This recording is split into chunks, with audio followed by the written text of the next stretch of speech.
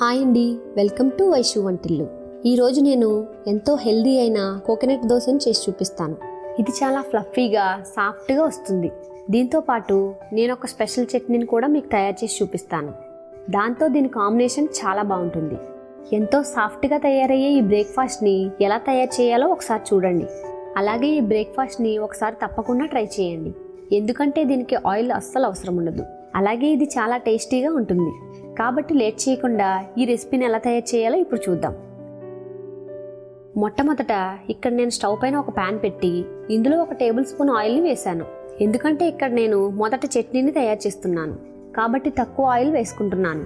Oil వేడెక్కిన తర్వాత ఇందులో 4-5 పచ్చిమిర్చి, 6 వెల్లుల్లి రెబ్బలను వేసి వాటిని కొంచెం ఫ్రై చేసుకోవాలి.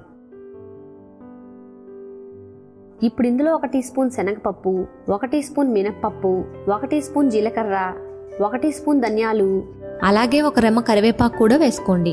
వీటిని కూడా ఫ్రై చేసుకోవాలి. ఇవన్నీ కూడా కాస్త వేగిన తర్వాత ఇందులో నేను సన్నగా కట్ చేసుకున్న కొబ్బరి ముక్కలను 1 కప్పు వేసుకుంటున్నాను. కొంచెం చింతపండు వేసి అలాగే కొత్తిమీర. ఇప్పుడు వీటినన్నింటినీ నేను 2 నిమిషాల పాటు ఫ్రై చేసుకుంటున్నాను. తాలింపులో ఇవి బాగా కలిసిపోతే వీటికి చాలా మంచి ఫ్లేవర్ వస్తుంది. ఈ కొబ్బరి ముక్కలను నేను 2 నిమిషాల పాటు లైట్గా ఫ్రై చేసుకుంటున్నాను.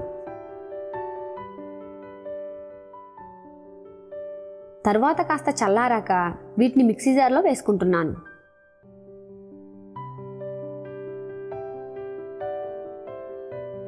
ఇప్పుడు ఇందులో 2 టేబుల్ స్పూన్ల వేయించిన పల్లీలు, అలాగే రుచికి సరిపడా ఉప్పును వేసుకొని దీన్ని బాగా మెత్తగా గ్రైండ్ చేసుకోవాలి. అవసరమైతే ఇందులో కాస్త వాటర్ని వేసుకొని దీన్ని మెత్తటి పేస్ట్ లాగా గ్రైండ్ చేసుకోవాలి. దీంతో మన చట్నీ తయారైంది. దీన్ని సపరేట్గా తాలింపు పెట్టాల్సిన అవసరం లేదు. కాబట్టి ఒకసారి తప్పకుండా ట్రై చేయండి. ఇక చట్నీ రెడీ అయింది.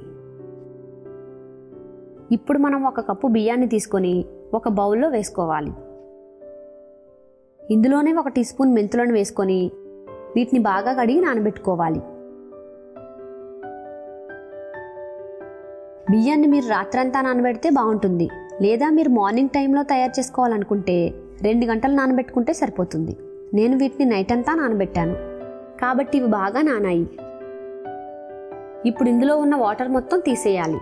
దీన్ని మిక్సీ జార్లో వేసుకొని కొద్దిగా నీళ్లు పోసి చాలా స్మూత్ పేస్ట్లా తయారు చేసుకోవాలి. ఒకవేళ మీరు హెల్దీ బ్రేక్ఫాస్ట్ని మార్నింగే తినాలనుకుంటే ఈ బియ్యాన్ని మెంతులను రాత్రంతా నానబెడితేనే బాగుంటుంది. ఇలా మెత్తని పేస్ట్ లాగా తయారు చేసుకోవాలి. ఇప్పుడు దీన్ని పక్కన పెట్టుకోవాలి. తర్వాత 1 కప్పు నానబెట్టిన అటుకులను తీసుకోవాలి. వీటిని కడిగి నేను ముందుగానే నానబెట్టుకున్నాను. ఈ అటుకులను మిక్సీ జార్లో వేసుకోవాలి. అలాగే ఇందులో ఏ కప్పుతో అయితే అటుకులు తీసుకున్నామో అదే కప్పుతో తురిమిన కొబ్బరిని తీసుకోవాలి. ఇది కోకోనట్ దోశ కాబట్టి దీనికి కొబ్బరి తురుమును ఎక్కువ క్వాంటిటీలోనే తీసుకోవాలి. దానివల్ల చాలా టేస్టీ కోకోనట్ దోశ తయారవుతుంది. ఇప్పుడు దీన్ని మనం గ్రైండ్ చేసుకోవాలి. దీన్ని కూడా చాలా మెత్తని పేస్ట్ లాగా గ్రైండ్ చేసుకొని మనం ముందుగా మిక్సీ పట్టుకున్న బియ్యం పిండిలోకి కలుపుకోవాలి.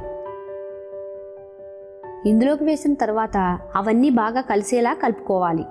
ఇప్పుడు మీరు దీన్ని మిక్స్ చేస్తున్నప్పుడు ఇది కాస్త తిగ్గా అనిపిస్తే మీరు పిండి యొక్క కన్సిస్టెన్సీ సెట్ చేసుకోవాలి. దీనిలో మీరు వాటర్ని యాడ్ చేసి ఈ పిండి దోశ పిండిలా వచ్చేలా చేసుకోవాలి. ఈ పిండి పల్చగానే ఉంది కాబట్టి నేను వాటర్ వేయట్లేదు. ఇప్పుడు ఇందులో రుచికి సరిపడా ఉప్పు వేసి బాగా కలుపుకోవాలి. ఇప్పుడు మనం ఎంతో సాఫ్ట్గా ఫ్లఫీగా ఉండే బ్రేక్ఫాస్ట్ తయారు చేయడం కోసం ఇందులోకి 1 స్పూన్ ఈనో వేసుకుంటున్నాను. మీరు కావాలంటే బేకింగ్ సోడా కూడా వేసుకోవచ్చు. దీనివల్ల చాలా లైట్గా స్పాంజీగా ఉండే దోశలు తయారవుతాయి.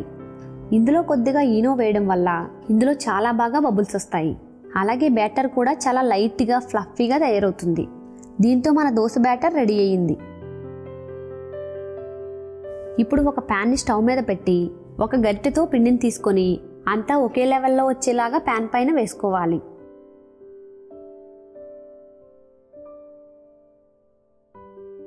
దీన్ని లో ఫ్లేమ్లోనే మూత పెట్టి కుక్ చేసుకోవాలి. ఒకవేళ మీరు మూత పెట్టకపోతే ఆ దోశ పైన ఉండే లేయర్ డ్రైగా అయిపోతుంది. మూత పెడితే ఇది చాలా గుల్లగా వస్తుంది. అలాగే ఫ్లఫీగా తయారవుతుంది. ఈ సాఫ్ట్గా ఉండే కోకోనట్ దోశని మీరు కూడా తప్పకుండా ట్రై చేయండి. ఎటువంటి ఆయిల్ యూజ్ చేయకుండానే ఈ దోశలను తయారు చేసుకోవచ్చు. ఇది చూడటానికి కూడా చాలా బాగుంటుంది. వీటి టేస్ట్ కూడా చాలా చాలా బాగుంటుంది. ఇది కింద వైపు బాగా కాలింది, పైన కూడా పూర్తిగా డ్రై అయిపోయింది. మనం ఒక సైడ్ మాత్రమే కుక్ చేస్తే సరిపోతుంది, మరోవైపు తిప్పాల్సిన అవసరం లేదు. మరో దోశను వేసుకుంటున్నాను. దీన్ని పూర్తిగా పల్చగా వేసుకోవాలి. పిండి వేసిన తర్వాత వెంటనే మూత పెట్టేయాలి.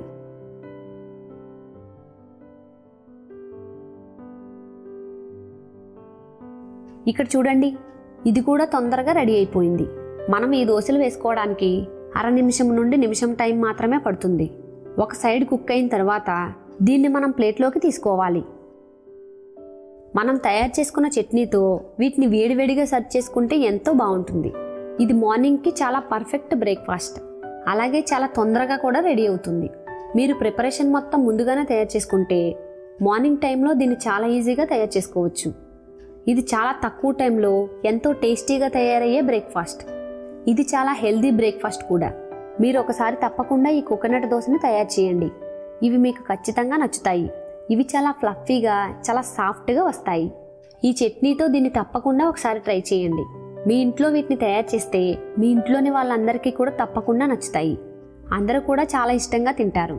మీరు ఈ రెసిపీని ట్రై చేయాలి అనుకుంటే దీని సగం ప్రిపరేషన్ మీరు ముందు రోజు రాత్రి చేసి పెట్టుకుంటే, అంటే బియ్యాన్ని నానబెట్టుకుంటే మార్నింగ్ వెంటనే వీటిని తయారు చేసుకోవచ్చు.